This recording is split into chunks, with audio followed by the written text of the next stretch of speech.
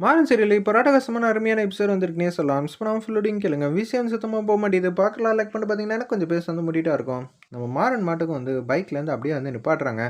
வீரா நீ இறங்க. என்னை பற்றி அந்த வாத்தியார் எப்படியெல்லாம் பெருமையாக சொன்னார். எனக்கு தெரியும் நான் இருக்கிறப்ப எதுவும் சொல்ல மாட்டார். நான் இல்லைன்னா கண்டிப்பாக என்னை பற்றி பெருமையாக தான் சொல்லியிருப்பாங்கன்னு மாறன் வந்து கரெக்டாக வந்து கேட்குறாங்க. அப்போன்னு பார்த்து வீரா வந்து சொல்கிறாங்க. அப்படியெல்லாம் ஒன்றும் இல்லையே அப்படின்னு சொல்லும்போது நம்ம விவாகரத்து மேலே சத்தியம் பண்ணு அப்படின்னு சொன்னோன்னே வந்து அப்படியே வந்து உல்டாவா வந்து பேசுறாங்க. சொன்னா நீ வருத்தப்படுவ. என்னது வருத்தப்படுவானா? சரி சொல்லு பாப்போம். இவன நம்பி எப்படிம்மா நீ கல்யாணம் பண்ண? ஊருக்குள்ள ஒரு நல்ல பையனே உன் கண்ல வந்து கிடைக்கலையா? இவன் அப்படியெல்லாம் வந்து செட்டே ஆக மாட்டாம்மா. ஒரு விஷயத்துல தெளிவா வந்து ஒரு முடிவு எடுக்க மாட்டான். லெஃப்ட்ல போற மாரி இருக்கும். ஆனா ரைட்ல போயிடுவாம்மா. இவன் கடைசி வரைக்கும் உனக்கு செட் ஆவானா இல்லையான்னு தெரியல. கொஞ்சம் பார்த்து கொஞ்சம் உஷாரா இருங்கிற மாரி அந்த இடத்துல வந்து சொன்னாரு.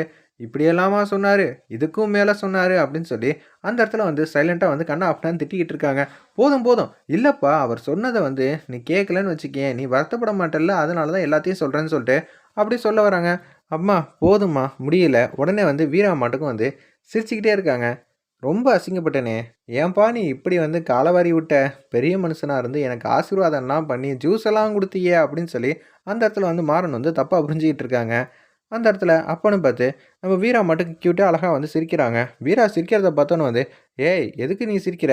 "இல்ல நீ வண்டிக்கு பெட்ரோல்லாம் போட்டுட்டு, கடைசில வந்து அட்ரஸ்லாம் கண்டுபிடிக்கணும்னு சொல்லிட்டு, ஏறி ஏறி இறங்கி அவர் வீட்டுக்குள்ள போயிட்டு அசிங்கப்பட்டு வந்திருக்கல்ல, அத நெனச்சாலே சிரிப்பா வருது." "அச்சச்சோ! இத கூட கேட்காம இருந்திருக்கலாம். அவ தான் சொல்ல மாட்டேன்னு சொன்னால்ல. எதுக்குடா தேவையில்லாம வந்து மாறா, இப்படி அசிங்கப்பட்டு போறேங்கிற" மாரி செம காமெடியா வந்து நெனச்சிட்டு இருக்காங்க அந்த இடத்துல.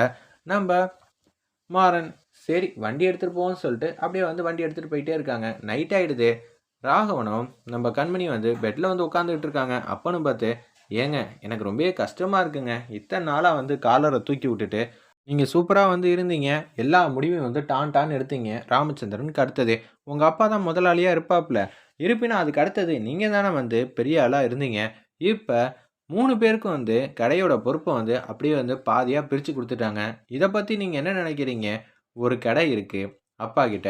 அது ரொம்ப பிரம்மாண்டமான கடை. அப்படி இருக்கும்போது அந்த கடையோட வரவு செலவு கணக்கு, இன்னொன்னு பர்ச்சேஸு, சேல்ஸுன்னு எல்லாத்தையும் வந்து தனித்தனியா ஒவ்வொரு பிள்ளைங்கள்ட்ட குடுக்கறது ஒண்ணும் தப்பா எனக்கு எதுவும் தோணலன்னு சொல்லி ராகுல் வந்து சொல்றப்ப, என்ன இவன் நம்ம எவ்வளோ ஏத்தி விட்டாலும் இவன் கோவமே பட மாட்டேங்கிறான். அண்ணனும் தம்பியும் ஒத்துமையா இருந்தா எனக்கு பிடிக்காது.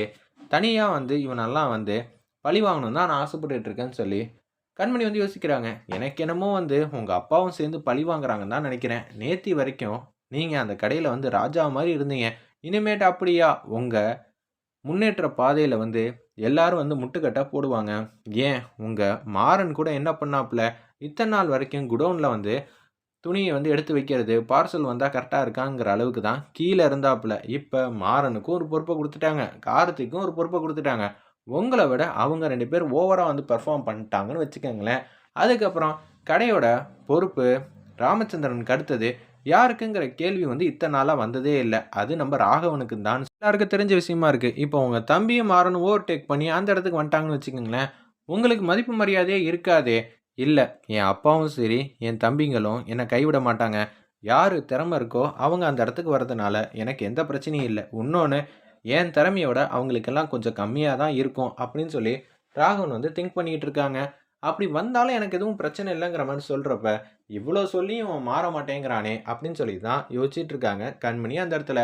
வீரா வந்து படிக்கலான்னு சொல்லிட்டு ஏகப்பட்ட புக்கெல்லாம் வந்து எடுத்துட்டு வந்துட்டு இருக்காங்க. ஏன்னா, அவங்களுக்கு கொஞ்ச நாள்ல வந்து தேர்வு வரப்போகுதுல்ல. மாறன் வந்து காலேஜ்ல சேர்த்து விட்டதுனால. அதனால அவங்க படிக்கலான்ட்டு இருக்காங்க. "என்ன வீரா! இன்னைக்கு தலகாணிக்கு பதிலா வந்து புக் வச்சுக்கலான்னு முடிவு பண்ணிட்டியா? சூப்பரா அப்பன்னா தூக்கம் வருமோ?" "டேய்! என்னடா காமெடி பண்றியா? காலையில என்ன கொண்டு போய் ஒரு இடத்துல வந்து சேர்த்து விட்டியே! மறந்துட்டியா?" "ஓ! ஆமால்ல. உனக்கு வேற தேர்வு வரப்போகுதுல்ல. சூப்பரா படிச்சிரு" அப்படின்னு சொல்லி அந்த இடத்துல வந்து, "எனி ஹெல்ப் வேணுமா? இந்த மாறன் வந்து உனக்கு வாத்தியாரா மாறி எதுவும் சொல்லணுமா? சரி, இதுல நான் ஒரு டாபிக் படிக்க போறேன். அதுல என்ன டாபிக் வந்து நீ சொல்ல வேணாம். அந்த டாபிக் இதுல எந்த புக்ல இருக்குன்னு நீ சொல்லு. நான் உன் பேச்ச கேட்கிறேன்." என்னடா இது சத்திய சோதனையா இருக்கு. இதெல்லாம் ஒரு சின்ன விஷயம். இதெல்லாம் போய் என்கிட்ட கேட்டுட்டு, "நீ படிக்குமா?" அப்படின்னு சொல்லி அந்த இடத்துல வந்து பாதி புக்க எடுத்துட்டு வராங்க. நம்ம மாறன், "எதுக்குடா புக் எடுத்துட்டு வர? நீ 4 புக் வச்சிருக்க. அத படிச்சதுக்கு அப்புறம் தானே இந்த புக் எடுப்ப. நானும் உனக்கு புரிய வைக்கிறதுக்காக படிக்க போறேன்." "என்னது? படிக்க போறியா? என்ன பண்ணிக்கிட்டு இருக்கான்?" அப்படின்னு சொன்னோனே வந்து மாறன் வந்து பெரட்டி பெரட்டி வந்து என்னமோ வந்து படிச்சுக்கிட்டு இருக்காங்க. உண்மையிலேயே படிக்கிறானா அப்படின்னு சொல்லி அந்த இடத்துல வந்து படிச்சுக்கிட்டே வந்து நடந்து வராங்க. மாறன் வந்து அப்படியே வந்து கேட்குறாங்க வீரா கிட்ட, "என்ன என்ன படிக்க விடக்கூடாதுன்னு சொல்லிட்டு முடிவுல வந்து இருக்கியா?" "என்னது படிக்கிறியா?" "ஆமாண்டி நான் படிச்சுக்கிட்டு தான் இருக்கேன்னு" சொல்லி அந்த இடத்துல சொன்னோனே, அப்படியே எழுதி எழுதி வந்து ஏதேதோ பேப்பர்லாம் வந்து நோட்டுக்குள்ள வந்து வச்சுக்கிட்டே இருக்காங்க. என்னமோ ஒண்ணு நடக்குது. ஆனா என்ன நடக்குதுங்கிறது தான் ஒண்ணும் புரியலங்கிற மாரி திங்க் பண்றப்ப, "என்னடா என்னமோ எழுதி எழுதி வச்சுக்கிட்டு இருக்க? அதெல்லாம் உனக்கு எதுக்கு? உனக்கு தான் நான் உதவி செஞ்சுகிட்டு இருக்கேன். அது மட்டும் இல்லாம நான் வந்து ஏகப்பட்ட டாபிக்லாம் முடிச்சுட்டேன்" அப்படின்னு சொல்றாங்க. "என்னது ஏகப்பட்ட டாபிக்லாம் முடிச்சுட்டானாமா? அவன் அவ்வளோ திறமைசாலினா?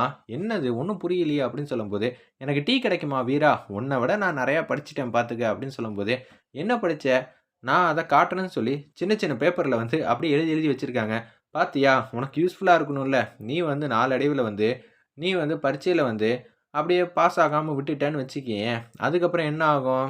மாறனோட பொண்டாட்டி ஃபெயில் ஆயிட்டான்னா சொல்லுவாங்க. மாறன பத்தி தான் எல்லாரும் தப்பு தப்பா பேசுவாங்க. அந்த நிலைமைக்கு நான் உன்ன கொண்டு வரலாமா? கூடாதுல்ல. அதனால தான் நான் உன்ன பாஸ் ஆக்கி வைக்கணும்னு சொல்லி முடிவு பண்ணிட்டு தான், இது மாரிலாம் உனக்கு உதவி செய்றேன். இதெல்லாம் கரெக்டான்னு பாரு. டேய்! ஒரு கேள்விக்கு எதுக்குடா 2, 3 புக்லேருந்து வந்து கொஞ்சம் கொஞ்சம்னு எழுதி வைக்கிற?